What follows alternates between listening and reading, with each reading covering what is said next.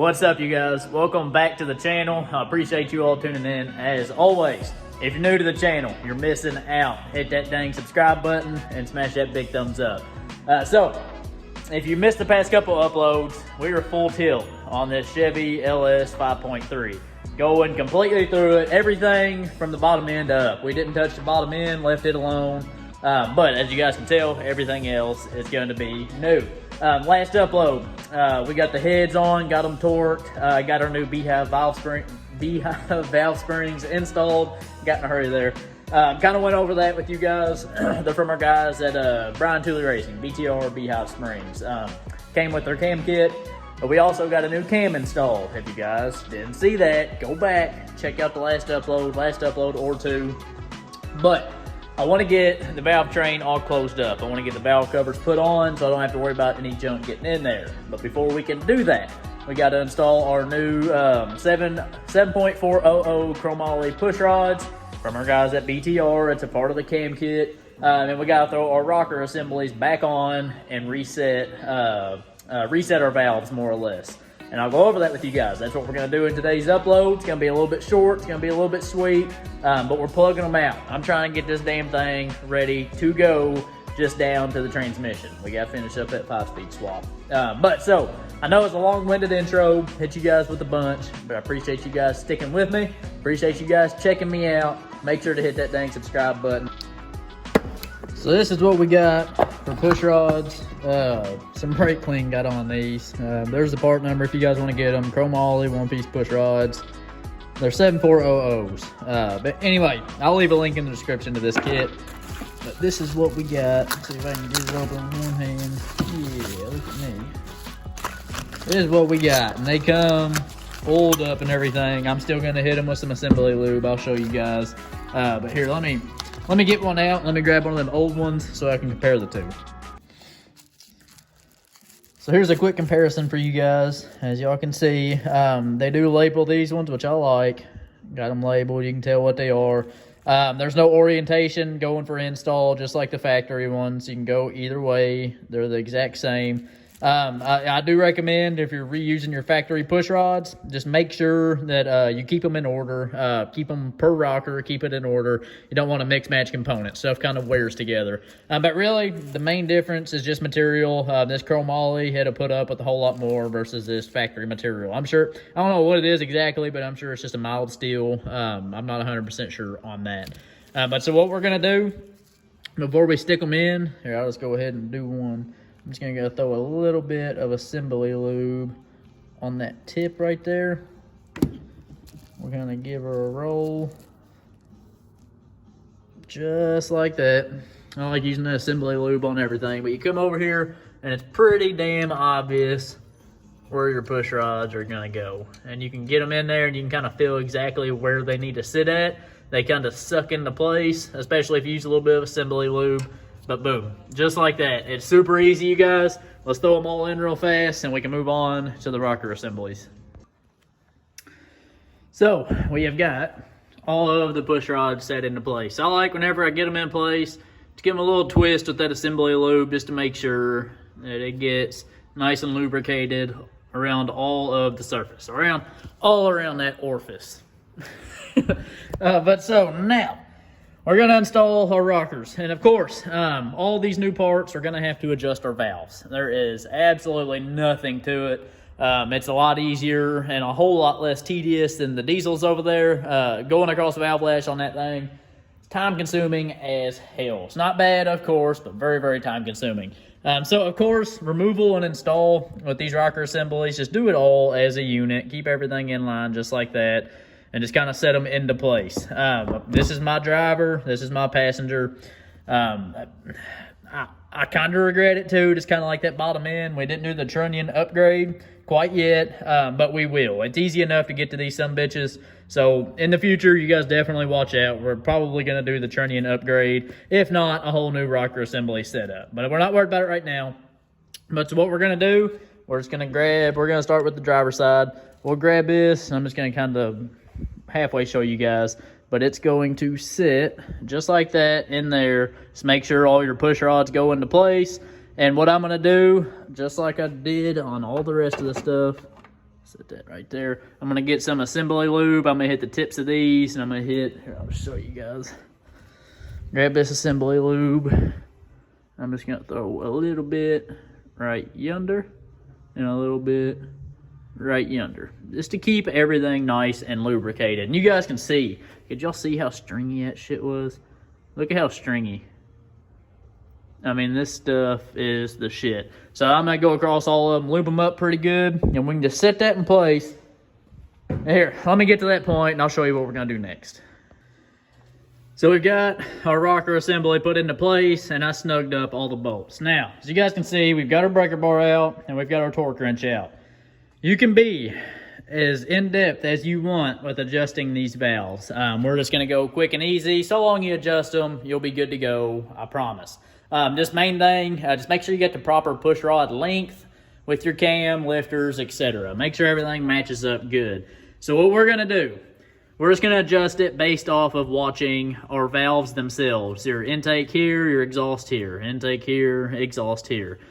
So we're going to turn the engine over. We got our breaker bar. We're gonna turn the engine over, and you guys can see our exhaust. I've already set this intake. That's why it started there. But we'll get back to where we was, because we're gonna start on our intake number 1 right here. So you guys can see, you see that exhaust rocker starting to close. There she goes, starting to close. And just as soon as she starts to open, that's when we're gonna adjust our intake valve. You guys see it moving just a touch. That's where we're gonna stop at. And that's how we're gonna adjust this intake one. And it's vice versa. If you're gonna adjust your exhaust, just as soon as your intake starts to open, stop, and we're gonna torque this bolt. So we're gonna use that sequence all the way through. Whenever your exhaust, just a real quick recap. As soon as it starts to open, stop, and we're gonna torque this bolt to 22 foot-pounds. Spin the engine over again until your intake starts to open. Torque this bad boy to 22 foot-pounds. Now, like I say, this is a little bit of a redneck way, if you will, but you can go, I mean, you can get feeler gauges, you can get everything to set the valve lash, but it's not needed in my eyes. You know, I'm not condoning you guys to do anything, do what you want, but that's how we're gonna do it. Torque spec, 22 foot-pounds. Let's bounce across them real quick. I'm just gonna go ahead and knock them all out, and I'll catch you guys whenever we get done.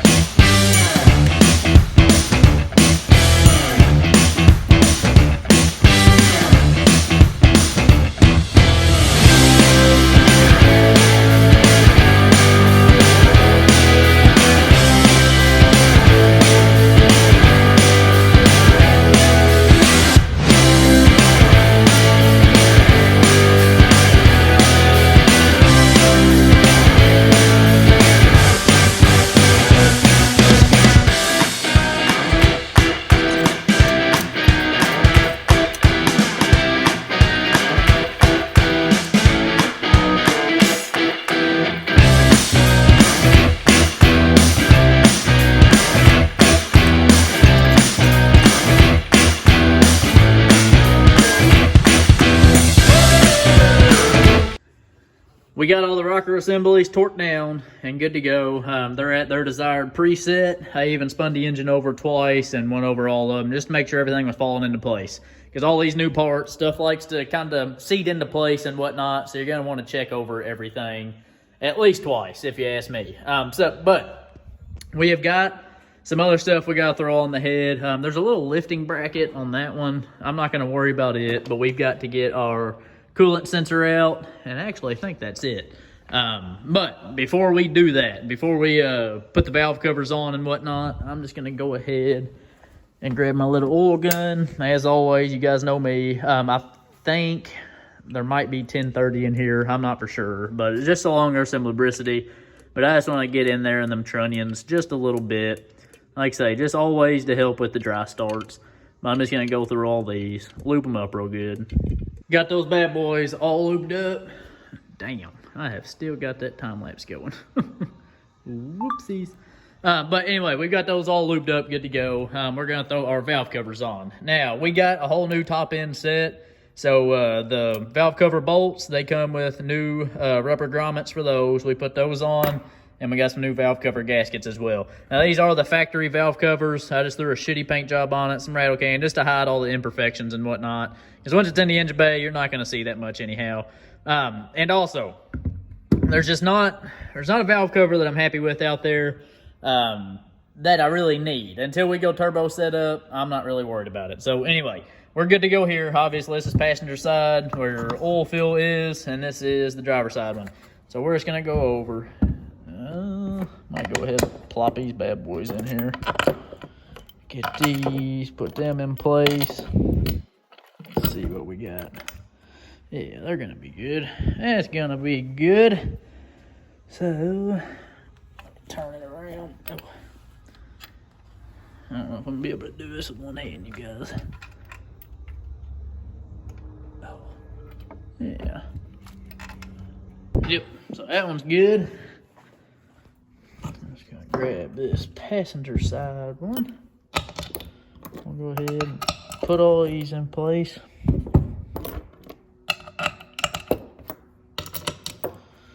Biggity boom.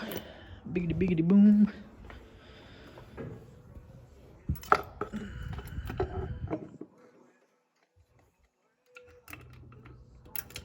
Kind of feel around, you can find your holes. Easy enough. Let's get them bad boys torqued down and we'll take a looky-see. I gotta say, I'm happy with how it's coming out. This thing is starting to turn out pretty damn tits, if you ask me. All I do with the valve cover bolts, I just snug those down. You don't have to go too crazy. You can kind of tell whenever you're tight enough. We got some miscellaneous hoses we're going to have to put in place. I don't remember if this one exactly routes like that. I don't remember. But easy enough, you guys. I do think I am going to go ahead. I can't decide for sure. I think I want to go ahead and throw the intake manifold on, I think. But we got those spark plugs in. I mean, we got to reassemble everything. The whole front drive line, we still got to assemble it, which, by the way, I cleaned up the power steering bracket. Because that's the only piece I didn't buy new, and that thing turned out pretty damn good. I'm happy with it. All this stuff is getting replaced besides the alternator. I don't know why I didn't replace it, but anyway, all this stuff is getting replaced.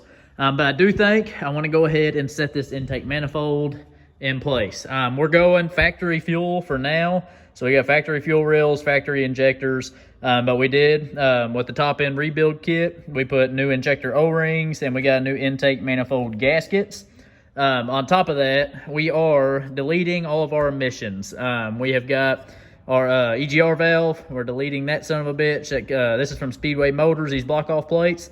We've got that one, and then your evap, where your purge valve goes. I'm deleting it as well. I'm just venting all those gases to the atmosphere. You know, we're doing our due diligence. We got those blocked off, all new gaskets, degreased and pressure washed this thing, and it looks pretty sweet. Cleaned up, awesome. So like I say, we're not replacing any grommets on these bolts. These ones will be fine, and they kind of stay in place anyhow. But let's just go ahead and snake this thing in here. And one thing you guys are probably wondering about, I think somebody's knocking around. Something you guys are probably wondering about is knock sensors. This valley cover, there's no place for a knock sensor. We're doing away. We're not doing the knock sensors there. We're going to take our wire, and I'll show you guys. We're just going to utilize one knock sensor. Do away with two and just go to one. Kind of trick the ECM into thinking there's two, but just reading off of one. And I'll go into that. I'll show you guys. Don't worry.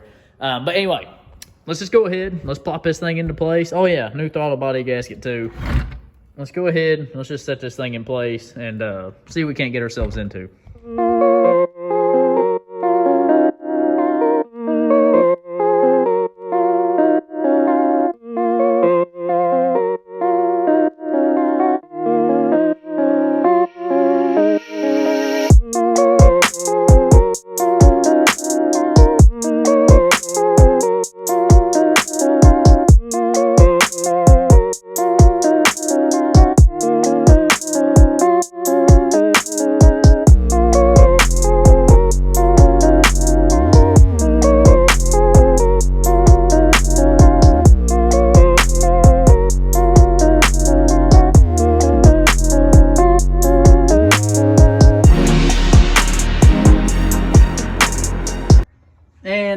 have it, boys. I told y'all, once we get past all that tedious stuff, it's boom, boom, boom. I mean, we're basically down to the driveline. Of course, we still got the whole front core support and a whole bunch of other stuff to go over.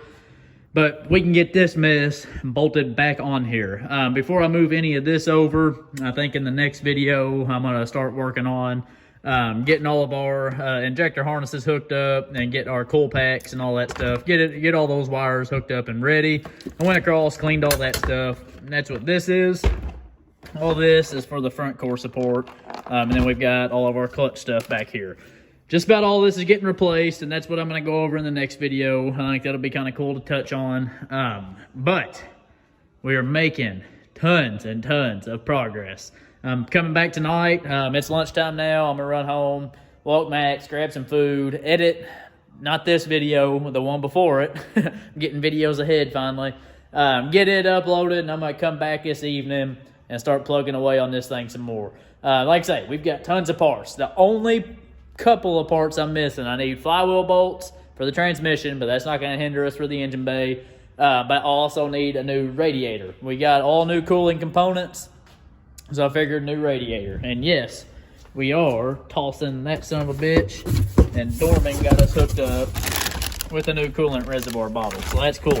The entire cooling system should be new on this as well. New water pump, new everything. But just look at this. Let's just take a second. Check this shit out. Goodness gracious. I absolutely love it. Everything looks new in here. The intake manifold, it's a little gaudy if you ask me. We'll fix that up in the future. But god dang, y'all just sit back. Y'all just look at this engine bay. I know I got my greasy fingerprints everywhere. And I know you guys gotta love my little bench. This is the perfect little bench. Put your feet right there. Sit your hind end right there. Just watch your ass a little bit. Well, I'm excited about it, guys. Like I say, that is going to do it for this video. I figured short and sweet, more or less, go over resetting the valves and whatnot. Which, like I say, with the new heads, they do suggest you do. But I'll catch you guys in the next one. You guys make sure to smash that thumbs up and subscribe to the channel for more. See you tomorrow.